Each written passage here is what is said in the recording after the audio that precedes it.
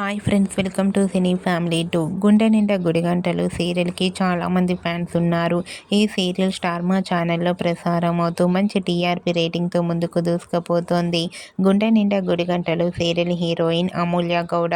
అమూల్య గౌడ ఈ సీరియల్లో మీనా క్యారెక్టర్లో చాలా అద్భుతంగా నటిస్తూ మంచి పేరును, గుర్తింపును సంపాదించుకుంది.